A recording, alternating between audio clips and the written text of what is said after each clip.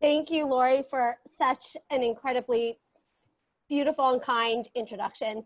I also want to thank both Lori, Lori Bernstein for introducing us to Lori Farris, and you both are amazing, and this is incredibly touching, and you know, this is how change is made, through connections of amazing people who believe that change is powerful and up to each one of us, and who spreads it to a friend, who spreads it to a friend, so I'm just incredibly touched to be here and to be part of this community. And so I actually, what I was thinking is I would tell you a little bit about cystic fibrosis, about me, about Emily's entourage.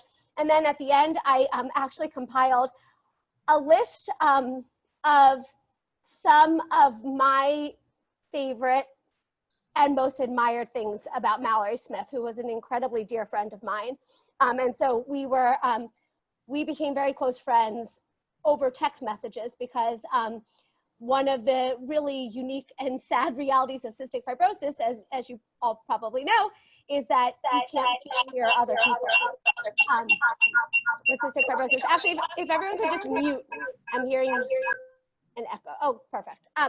So we never met, but we would have incredibly deep and sustaining conversations over text message. And so she had a really profound impact on my life, and her loss has just been horrific, honestly. So anyway, so I'll start with Emily's entourage, but then I'll get to some of the things that I learned and the things that I loved most about Mallory at the end. And then I would love to just open it up and just have a conversation and answer any questions that you have about cystic fibrosis, about Emily's entourage, you know, about being friends with Mallory, and really, you know, anything. So as Lori explained, I am the co-founder of Emily's entourage. Emily's entourage is a 501c3 that we started back in 2011 because there were game-changing breakthroughs that were happening for cystic fibrosis for roughly 90% of the CF population that were bringing unprecedented hope to the CF community. But I happen to have 2 copies of a nonsense mutation. And so I unfortunately fell in the outlying 10% that wouldn't benefit from any of those breakthroughs. Mallory actually also had 1 nonsense mutation. And so that was early on one of the points of connection that we had, was a shared mutation and shared experience with some therapeutics targeted at that mutation. And so we really felt like for the 10% that wasn't benefiting from the game-changing breakthroughs, there was a strong need for focused leadership and coordination and urgency to speed drug development for those 10% who were being left behind. And so as we started Emily's entourage, we had no background in science and no background in fundraising, but we had a tremendous amount of desperation. I have advanced stage disease. I have about 34% lung function, and I was running out of conventional treatments. And so we realized that I represented a whole population of people just like me, who were watching their CF friends get these unbelievable breakthroughs, and at the same time, dealing with the same killer disease that CF has always been, without a lot of hope on the horizon. And that's a really, really tough place to be. And so we dove in headfirst with a singular goal of developing treatments and getting them to patients fast. And I think what has differentiated Emily's entourage from a lot of other players in the field is that we are small and agile, and we have a laser focus on where we want to go, but we don't care how we get there. And so we're open to, you know, out of the box therapeutic approaches, out of the box funding mechanisms, and really it's sort of this singular focus on patients and getting them life-saving treatments as fast as possible. And so a lot of what we do is removing operational barriers so that the only thing that stands between us and breakthroughs and cures is pure science. And so we focus very much on de-risking high-risk, high-reward work. and just trying to speed it to the clinic as fast as possible. So as Lori mentioned, some of the big accomplishments that we've had is we deployed a venture philanthropy model to spin out a CF gene therapy company that was recently acquired by a large pharmaceutical company. And they have 2 different gene therapy programs that are moving to clinic that actually are mutation agnostic, meaning that they would benefit anyone no matter what mutation they had. And in addition to that, unlike a lot of the other breakthroughs, which are game-changing, but they are not cures. They're actually just control for the disease. These gene therapy approaches could actually be curative. So it's a really, really exciting potential development. So 2 gene therapy programs that we supported that are moving to clinic. We've awarded over $4.2 million in research grants, funding 19 research projects at top academic institutions around the world.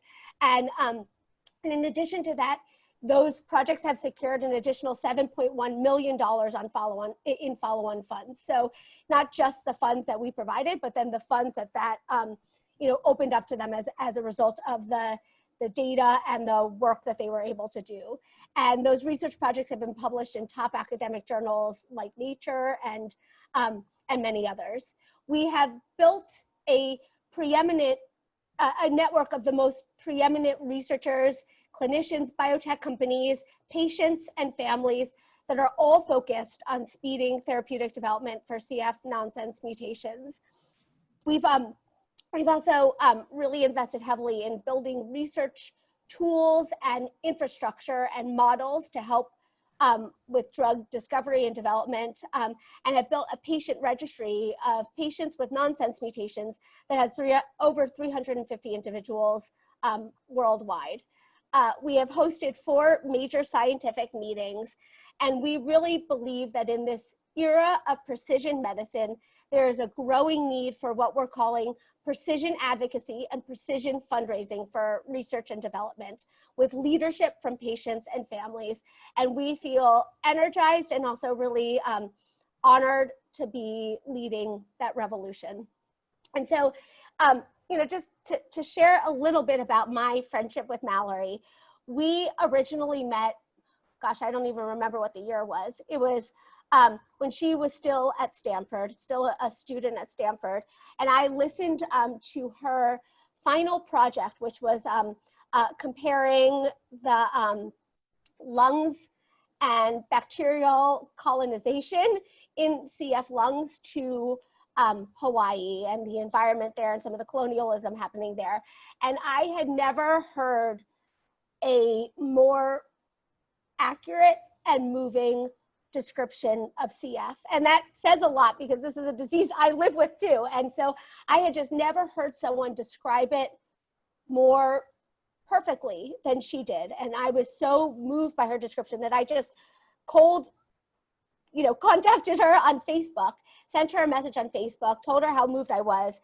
And she responded, and I think we had we had a phone call or whatever, but it was just sort of, we became fast friends from that moment on. I think early on we realized that there were a lot of things that we had in common, and that we connected really deeply on, and just continued to be incredibly close friends, really from that day forward. And so I compiled just a sort of a free-form list of some of the things, as I mentioned, that I loved the most and really admired the most about Mallory, and I thought I could just sort of share those with you. So one of my very favorite things about Mal was that she was deeply curious and went deep, and she was never afraid to go there. She asked really deep and great questions about everything, probing questions that got to the core of things, and she didn't settle with surface level. We really understood each other in a lot of ways, and it was very effortless. I think it was because we had a lot in common. And one thing that we connected about really early on was this toggling that we had to do between the healthy and sick worlds, and about how that was always so hard. So, throwing your hands up and going into the hospital when you get really sick, and then coming out and having to re-enter normal world, and how that was just incredibly disorienting and confusing and often very hard to find your groove and know where you belong. And I think, you know, another thing that we had in common was having amazing parents and parental support. I remember early on, she told me that her parents never left her alone in the hospital, and my parents never leave me alone in the hospital. And that kind of, you know, support from family is not only sustaining, but also, you know, when you spend months upon months, you know, in the hospital and sick, it's really hard to do. And so it takes, you know, it takes a supernatural level of commitment that, you know, as you get older, you only get sicker and you only end up spending more time there. So that not only doesn't waver, but actually intensifies with time. And so we often talked about how lucky we felt and how big of a role that played in our lives. So this was a really unique thing about Mallory, was that she was very opinionated. She had very strong opinions, but she was also incredibly gentle. And I think that's just sort of an unusual combination to be really passionate and very, you know, take a strong stance on things, but without being forceful or abrasive or overly intense about it. She delivered it and she expressed it with just incredible, just always being so incredibly gentle. And that was something I really, really appreciated about her. She also always worried about other people. She would be going through a life or death experience and become really sort of paranoid about being self-absorbed herself. When I would ask her questions about how she was doing, and you know, she would vent about what she was going through appropriately, because often these were, you know, horribly traumatic things and life and death situations, and she would always be concerned that she was being self-absorbed, which is like so, you know, ridiculous, because she was being anything but self-absorbed.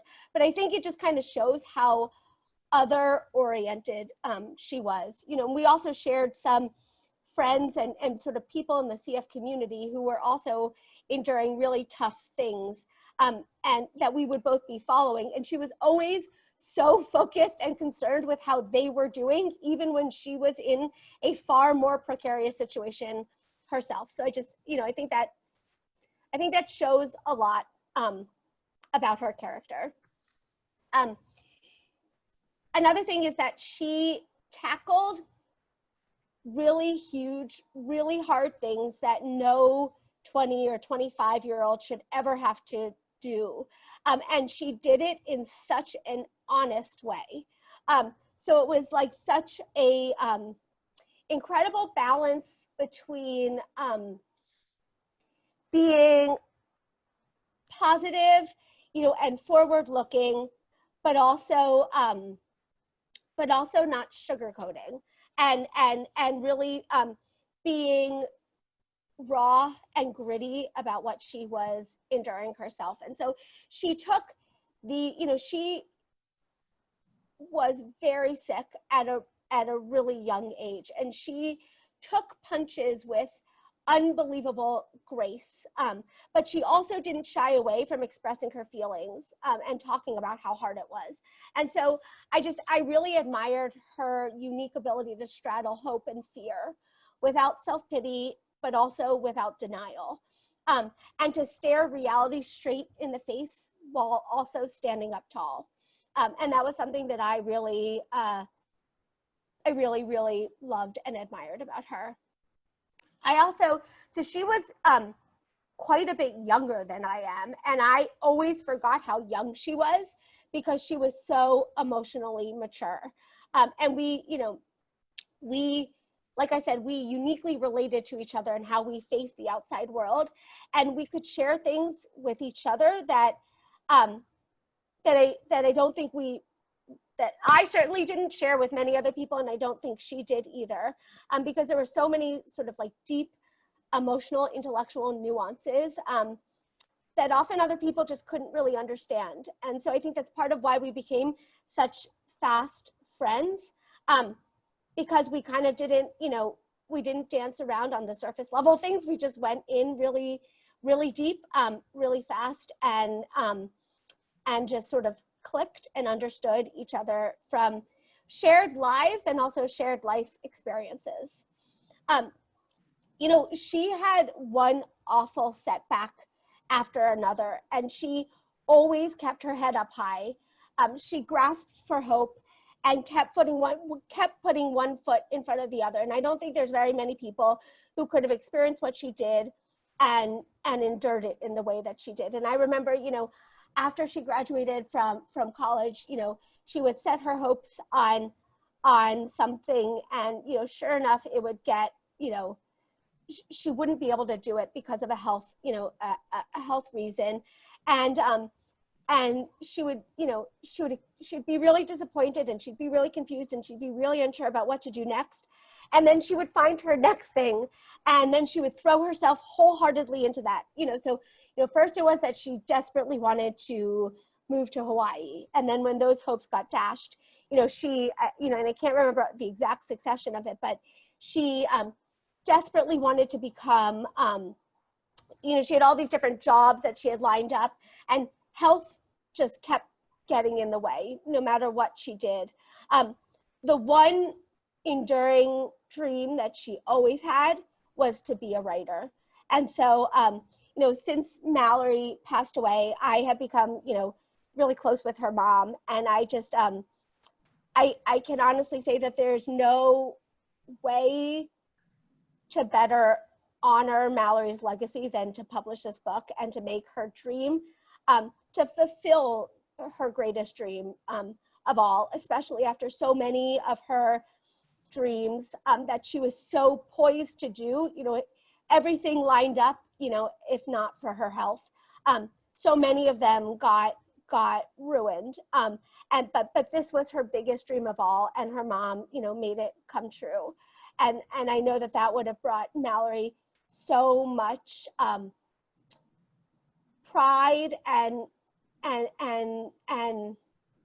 validated, so much of what she worked so hard for and wanted so badly. So this was her big enduring dream, and her mom made it come true. And so, I will always admire her mom, because I know that wasn't easy to dive into all of these journal entries, and so soon after her death, but it was exactly what Mallory wanted, and I can really sort of attest to that. And so one thing that I feel really grateful for is that Mallory actually wrote a guest blog post for Emily's Entourage back in the day. And just a quick funny story about it is we had sort of a deadline for her to submit it.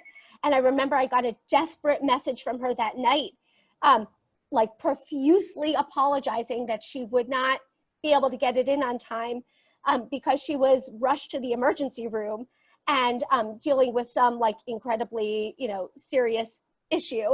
And I remember like trying to be like, please do not worry about the blog post right now. Like that should not be the top of your concerns. Like just focus on yourself. She felt so bad. And sure enough, she ended up getting the blog post in like that night or shortly thereafter from the emergency room. And so, that was just kind of the person that she was. So I feel so lucky to have that blog post, and we really cherish that blog post that she wrote about friendship with CF. And then also, after her death, her boyfriend Jack wrote a beautiful blog post for Emily's Entourage as well. And, one among the many things that Mallory gave me and left me with was she told me about this experimental new treatment called phage therapy early on, before anyone was talking about it. When I would mention it to researchers, and they would laugh in my face and tell me how ridiculous it was. But Mallory was not a fool, hardly a fool. And her dad had become obsessed with this, because of her cepacia and the challenges using antibiotics to treat her disease. And her dad researched it really intensely and was a deep believer in it. And I trusted them, a lot. I knew they were smart, and I knew they were really thoughtful, and I knew how much they believed in this. And so while everyone I mentioned it to kept sort of laughing in our faces, that didn't deter us from continuing to sort of hold on to this concept of phage therapy and keep asking and keep pushing and keep talking with all the researchers and companies that we talk to. And so sure enough, in, I think largely spurred by Mallory's experience, actually, phage has sort of come back into the conversation in the West and in Western medicine. And suddenly, doctors and researchers are starting to think seriously about it again, which I honestly can tell you is a huge shift from even just a few years ago. And so since then, we've actually funded two research projects developing phage for treatment for CF, and actually had the huge honor of getting to name a phage through one of the projects that we're funding. And naturally, you can imagine our inspiration for believing in phage and supporting it even when nobody believed it had any promise was Mallory and her family. And so the name that we ended up choosing for this phage is called Malachi. Mallow, obviously for Mallory, and then Kai, Kai, is for salt water in Hawaiian, because Hawaii was, Mallory's deep love, and actually also a big point of connection between me and her, and also has a lot of meaning for cystic fibrosis, which is all about sort of a salt imbalance in our bodies, and results in really salty skin, even to the taste. So we named the phage Malachi, and that is really meaningful to us, and I think and I hope to her family as well. But our support for this 100% was inspired by Mallory and by her fervent belief in the promise of this therapy.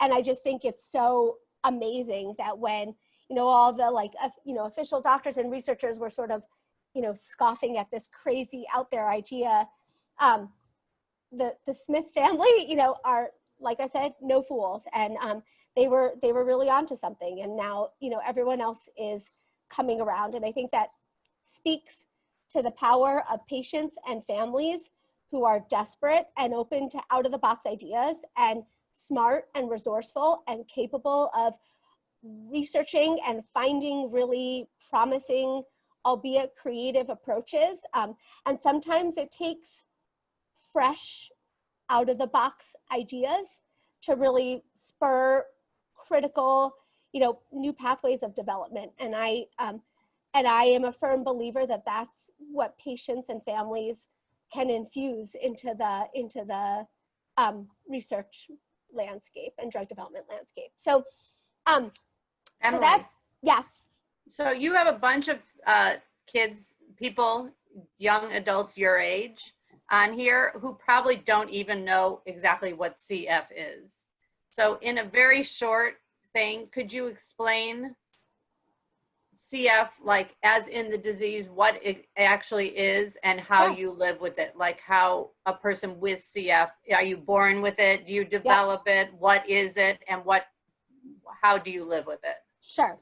So CF is it's a genetic disease that primarily affects the lungs and the digestive system. It's autosomal recessive genetic disease. So you inherit one copy from both of your parents, who are both carriers of the disease, but carriers have no symptoms. So often, as was the case with my parents, they didn't even know they were carriers until they had, me with CF. And the way that CF manifests, so it primarily affects the lungs and the digestive system, but it really affects every single organ and, organ system in the body. it causes thick and sticky mucus to build up in the lungs, which ultimately lead to life-threatening lung infections. So every day, I spend about 3 to 4 hours doing medical treatments to try to control the infections that are ravaging my lungs. And, I do 3 to 4 hours of medical treatments. I take, tons and tons of pills. I have CF-related diabetes, which is a very common comorbidity of CF. And so I use insulin to manage my diabetes. And all of that is when I'm healthiest. So when I'm sick, I go into the hospital for weeks-long courses of IV antibiotics. And I think, the toughest part about CF is that if that was all it took, to stay stable, that would be an amazing gift, but unfortunately it isn't. So it's a progressive disease that, despite, our hardest attempts to delay progression, keeps, sort of raging on and ravaging our bodies and our lungs, despite, throwing everything under the sun at it. And so, and I think that's sort of the, a really common theme here is that, Mallory and me and so many other people with CF work so hard and do everything possible, and nothing is enough. And it's a frustrating place to be, because there's just literally nothing, there's nothing else you can do. And, despite devoting so much time and so much energy, you keep seeing your health decline. And that's, can be really discouraging. Yeah, so, and like I said, there have been these game-changing breakthroughs in treatment of CF, but they are targeted at roughly 90% of the CF population based on specific mutations of the disease. So there are over 1,800 different mutations, but there is one that is by far the most common. 90% of the CF population has one copy of, has the most common mutation of CF. And so there are these new revolutionary treatments that target that specific mutation. And these have been, not incremental, benefits, but really truly game-changing. People taken off transplant lists, people are able to run marathons, start families, and really dream, and start to plan for a future that they never thought that they would have. But the catch is that it's for 90% of the CF population. And for those of us, like me, who are in the final 10%, there's still nothing. There's nothing in market, and there is, nothing in late stage development. So it lags pretty far behind. And so that was, our whole impetus for starting Emily's Entourage, was this, really strong belief that everyone with CF deserves that kind of hope. And that, for people like me, time is the biggest enemy. And so it's really not only about just investing in new treatments, but about radically transforming the timeline, because time is the difference between life and death. And so, so that is all, that's the focus of what we do, sort of disrupting the drug development model and making things happen faster and more efficiently than they historically have. Hi, Emily. I have a quick question for you. Sure. You said you had two clinical trials that were currently being undergone. I'm not, so what do you mean by that? I'm asking how many of those, you said that you had a certain number of projects that were going into clinical trials right now? Oh, we have, I think you're talking about the gene therapy. So there's actually a number of different projects in clinical trials, but the gene therapy work that we funded, those are nearing clinical, nearing the clinic, but not there yet.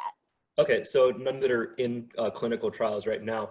Do you happen to know like what what delivery vector those projects are using, or like what gene editing strategy they're using? Yeah, so just to clarify, so there are a number of projects in clinical trials. There's two different clinical trials right now for nonsense mutations. Those are, not the ones that we work very closely with those companies, but I think what you're specifically referring to is the gene therapy programs. Yeah, and they, so one is a AAV hybrid and one is a lentivirus. Okay, awesome. Have you guys, do you guys have any connections with research labs that are using bigophages or Cas5? I know that it's pretty new, but I was just wondering in terms of the actual gene editing strategy you guys are using as well. Do you mean using CRISPR on phage? Yeah, absolutely. And I was also curious, what the strategy is with those two that are the one that's an AAV and the one that's lentivirus. Well, so the gene therapy programs are totally separate for us than the phage programs. However, there is also, a lot of work with CRISPR and gene editing of phage, but that's sort of a separate category.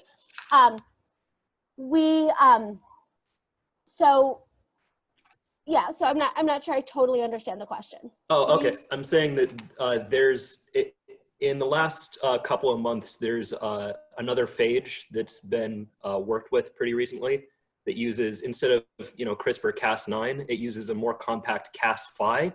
And so that's actually a gene editing mechanism that can be delivered through phase technology. And I was wondering if you guys have any projects related to that. We don't specifically for that. What I will say is that, a lot of the gene editing of phage is the kind of like the approval process for that will be significantly longer than already existing phage. And so, for us, one of the most major lenses that we look through, for scientific projects is really about speed to clinic. Mm-hmm. So all that to say, no, we are not specifically funding any gene editing of phage, though we are aware of groups doing it and, in discussions with groups doing it, and also realize that represents, an interesting future direction. Absolutely. Cool. Thank you for asking. I have a question. Sure.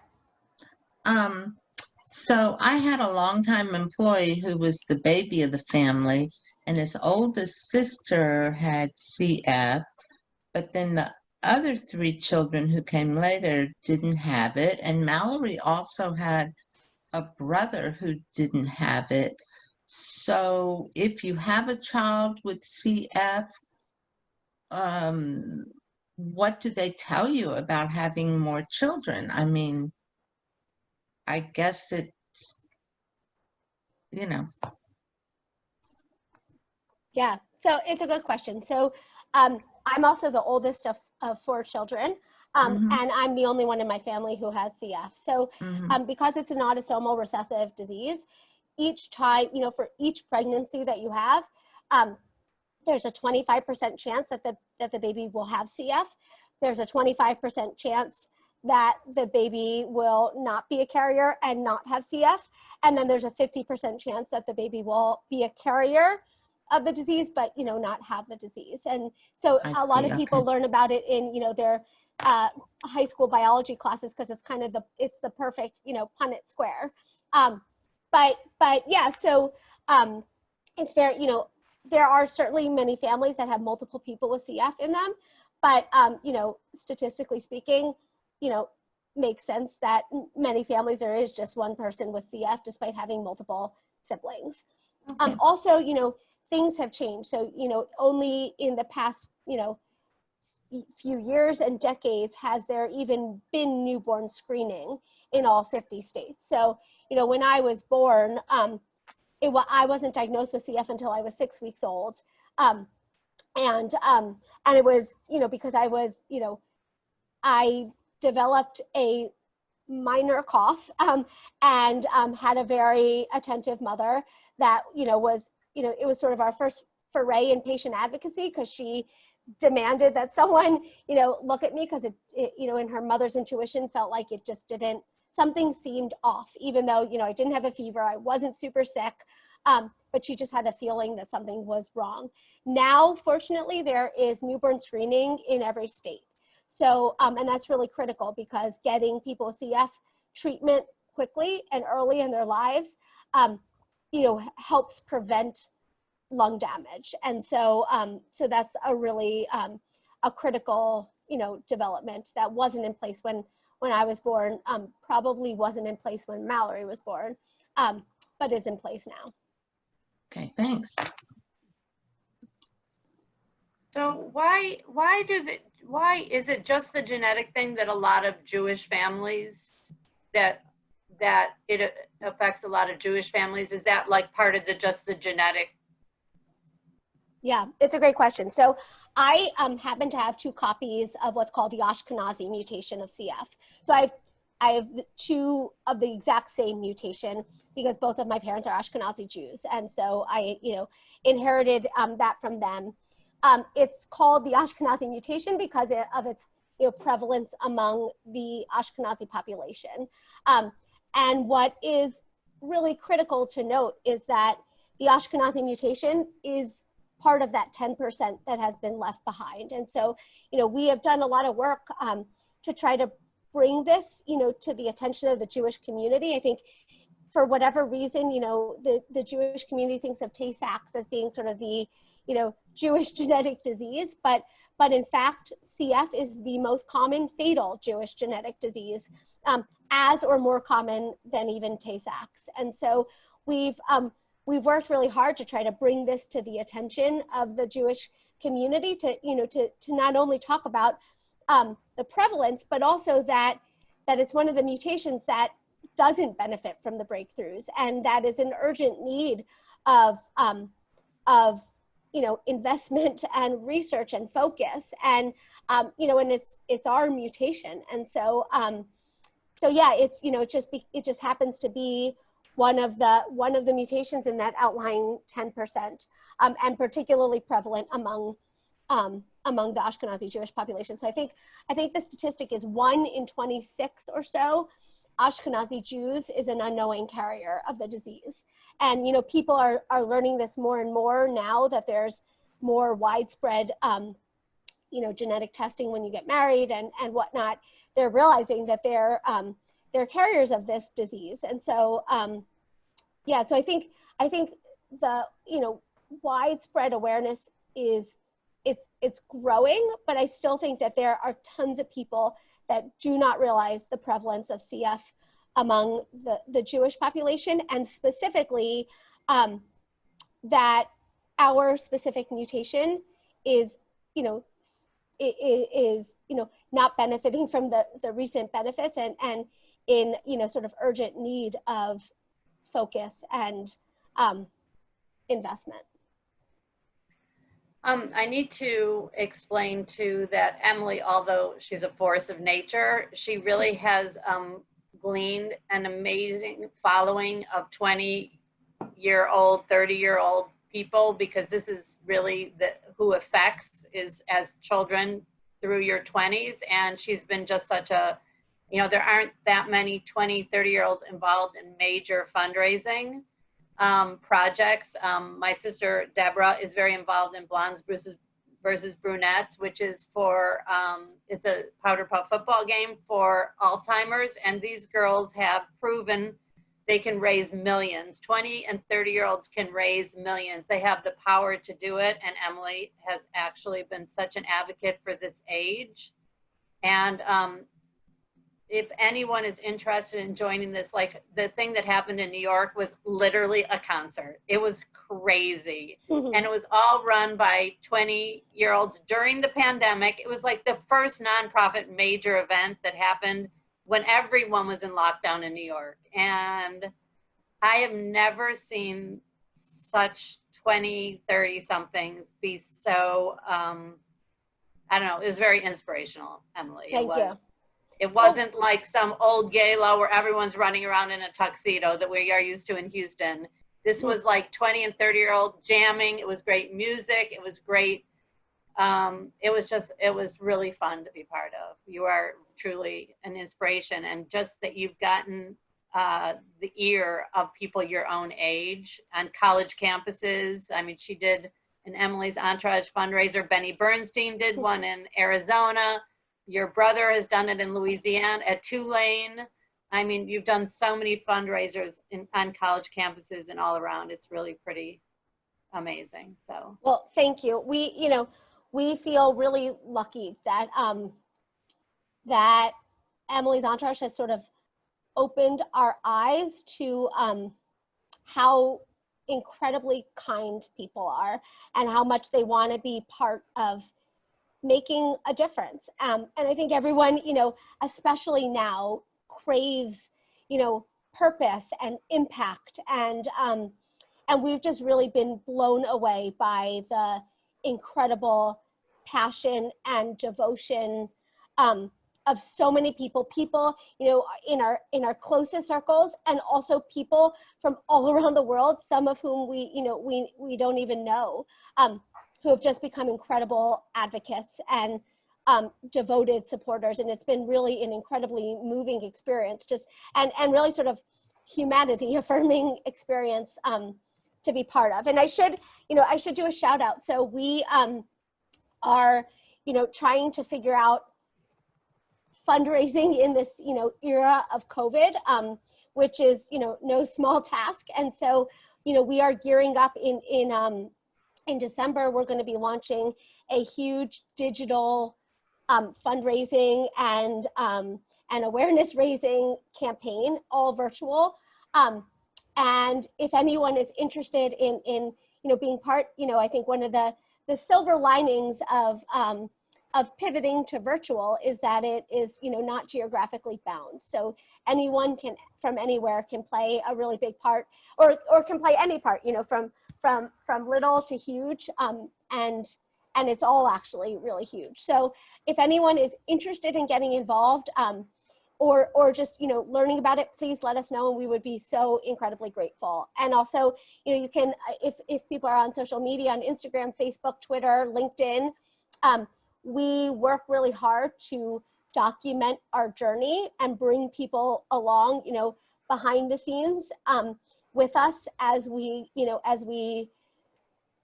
go on this audacious journey. And so we would love for you to follow us on there as well. So it's at Emily's Entourage on Facebook, Instagram, Twitter, LinkedIn. And you can also go on our website, www.emilysentourage.org, and sign up for, newsletters and learn more about the organization, the work that we're funding, our approach to funding. We just launched our first ever impact report last week. That is sort of an overview of everything that we've done and some of our big accomplishments to date. So we would be so grateful to have you all on this journey with us. This is how we grow and spread. And so really appreciate this chance to talk with you. Liza, can you put all the information on the chat? Either Liza or Emily. Yeah. Where people can reach you, and we'll do a follow-up thing here. But especially, and I'm not saying, I mean, I know that you've traveled across the country and gone to every fundraiser possible, but in this time of COVID, and you obviously are the most vulnerable population there is out there, just going to a virtual platform is also a win-win for everyone at the moment. Because what is the fundraiser going to be?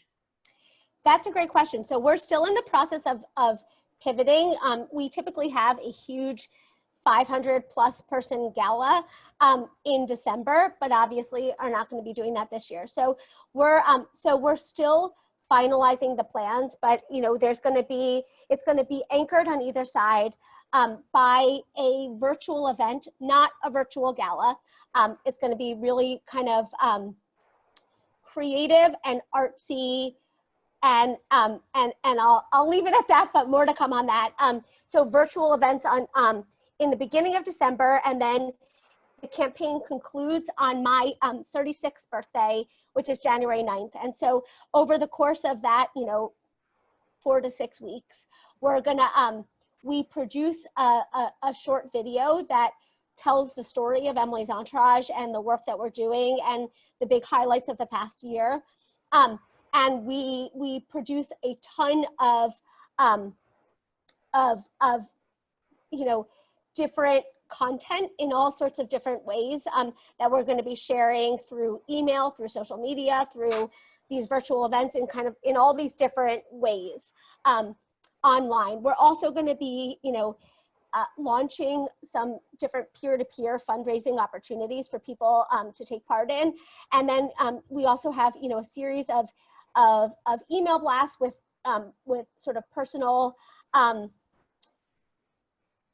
don't know how I would describe it, sort of, there's solicitations, but also sort of narrative appeals from me as well. So it's going to be all kinds of different content. Our goal is to make the content incredibly energizing and captivating, so that people want to join the events, not out of obligation, but because they're so innately interesting. And so we can include anyone who's interested on those on the distribution list, so you can learn more when we get ready to launch it in the next few weeks. And also, we'll, following us on our social media, we share everything there as well. I don't know, Mom or Lori, did I leave anything out? No, well, someone just asked, does a lung transplant cure CF? Yeah, that's a great question. So lung transplant is when you reach end stage disease, a lung transplant is the only viable treatment option. But lung transplants are incredibly challenging. So first of all, not everyone gets listed.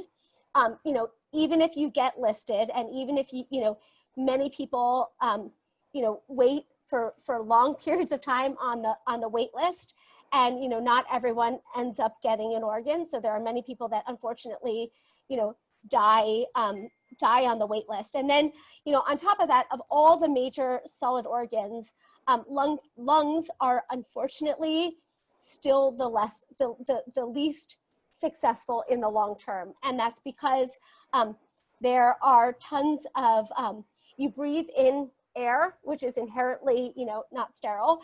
And so unfortunately, it's about 50% of people make it to 5 years, which obviously is amazing, when you're on your deathbed and you get a second shot at life. But what is also incredibly challenging about lung transplant is that you trade one disease for another. So you still have CF everywhere in your body, but not your lungs anymore. But unfortunately, there's no way to know how people are going to fare with lung transplant, before they actually have the transplant. So, there are some people I know who have lived for, 5, 10, 15 years post-transplant and had incredibly successful experiences. And then there's plenty of other people I know who, for whatever reason, get a lung transplant, and it is the rockiest road and really challenging, and sometimes, and don't make it. And there's no way to predict. There's no rhyme or reason that we know of. So it does not cure CF. It does, you no longer have CF in your lungs. You still have it in the rest of your body, and it is a really tough road ahead. So it's a miracle, but not one without a lot of challenges. So the conventional, the wisdom is you try to hold on to your original lungs for as long as you possibly can. And then, when you run out of all other treatment options, that's the point at which you can consider a lung transplant.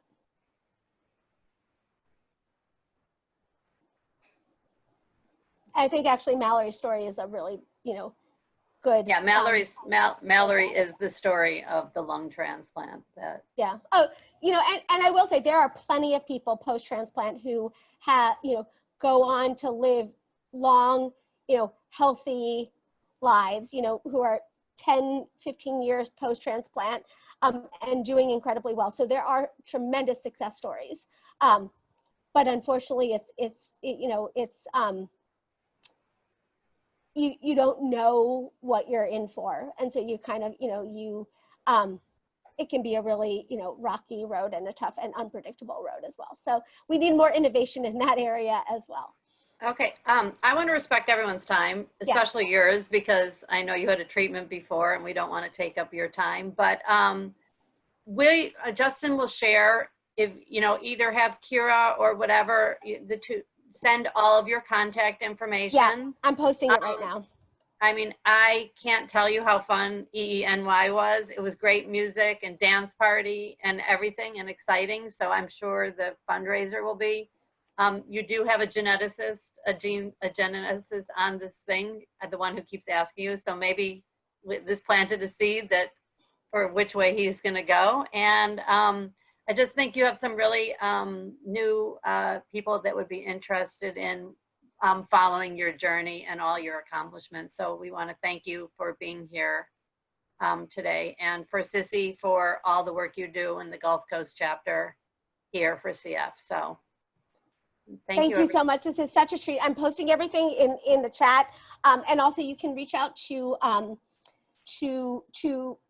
probably the best person I'm thinking to reach out to would be my mom.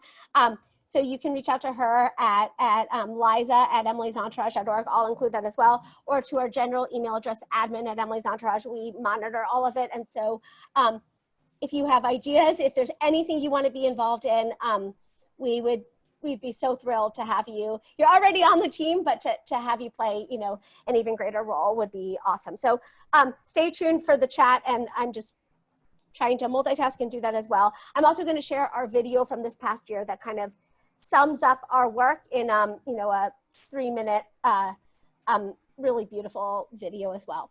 So, and also if you have any other questions, Lori knows where to reach us, and you can feel free to send those our way as well. So thank you all. Thank you so much. Em. And yeah, all right.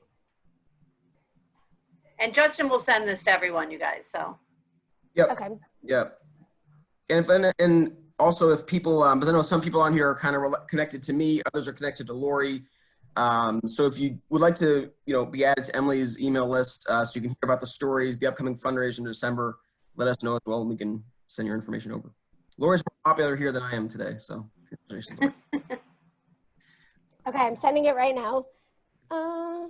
At the end, after we're done, after the presentation, I'll briefly just talk about our next book discussion conversation coming up in mid-September. So. Okay. Hopefully that worked. It's great. Okay, thank you all so much. Take Thank care. you, Em. It was great having you. Yeah, thank you very much. And so as we're going to talk about our next book, kind of the opportunity for us to continue to not know of cystic fibrosis and what the what Emily's Entourage does, it's still there. Our next book discussion is going to be on Sunday, September 13th at 2 p.m. It's 5 days before Rosh Hashanah. We're going to hear from David Dow, who is who is with the Law Center at the University of Houston, and he's going to talk about his book, Confessions of an Innocent Man. Sorry. Which is a story of an individual that was wrongly accused, and his search for justice. A novel by David Dow. So he's going to join us on Sunday, September 13th at 2 p.m. on Zoom. Again, if you have time, you'd like to read the book, you can. But as we're, with these discussions, we're kind of really turning them more into conversations. So it's always good to read the book if you can. But if you can't, you're always welcome to join us as well. That's coming up on the 13th at 2. Does he spearhead the Innocence Project? Yes, that's correct. Oh, that's awesome. Yeah. So He's a great speaker. I've heard him. Yeah. So, and he's a big Houston family. Yes. Yeah. So thanks everyone for spending your Sunday morning with us. Thank you, Justin. See you all soon, okay?